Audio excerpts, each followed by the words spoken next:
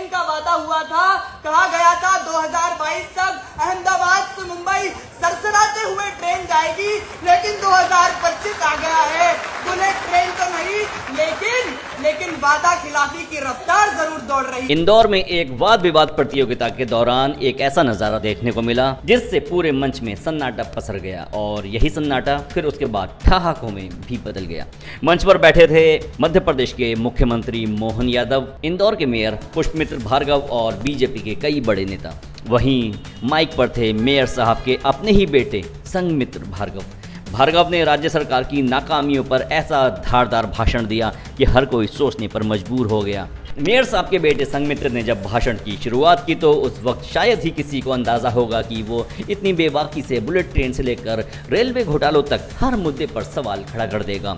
संघमित्र ने सीधे सीधे कहा कि सरकार ने वादा किया था 2022 तक मुंबई अहमदाबाद के बीच बुलेट ट्रेन दौड़ेगी, लेकिन अब 2025 आ गया है और बुलेट ट्रेन का कोई नामो निशान भी नहीं है।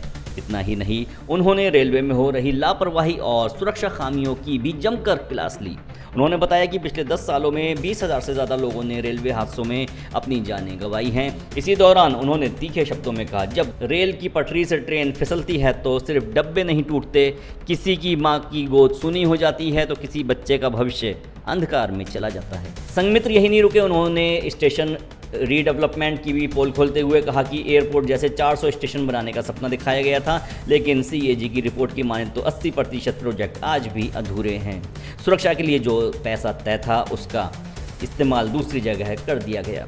मेयर के बेटे ने यह भी आरोप लगाया कि रेलवे की कैटरिंग का करोड़ों का ठेका सिर्फ एक ही कंपनी को दे दिया गया और फिर तंज कसते हुए कहा कि सरकार चाहती है, सरकार कहती है सबका साथ सबका विकास, लेकिन रेल में हो रहा है दलाल का साथ, निशेष का विकास और जनता का विनाश।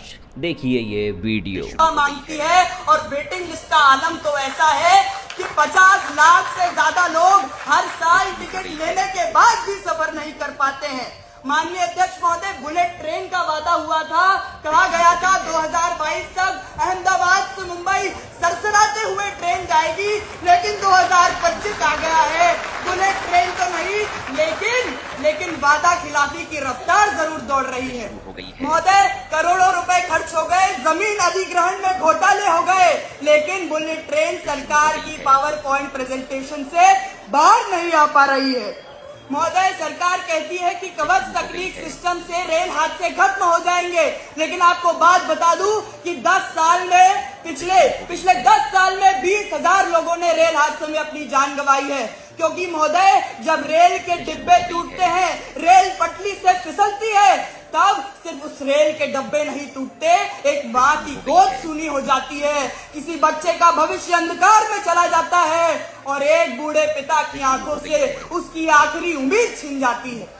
महोदय, स्टेशन रीडेवलपमेंट की बात होती है, कहते हैं 400 स्टेशन हम एयरपोर्ट जैसे बनाएंगे, बनते कितने हैं? केवल 20। वहाँ पे भी जनता की आवाज आती है कि हाँ, चमकते बोर्ड तो है, लेकिन पीने का पानी महंगा है। और भीड़ की भीड़ वही है।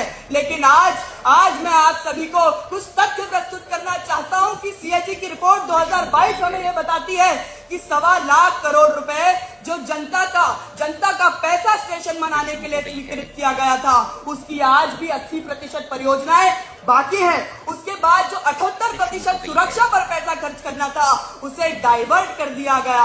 और इकोनॉमिक टाइम्स की 2020 हमें ये रिपोर्ट बताती है कि 300 करोड़ रुपए की कैटरिंग का निवेश एक ही कंपनी को दे दिया।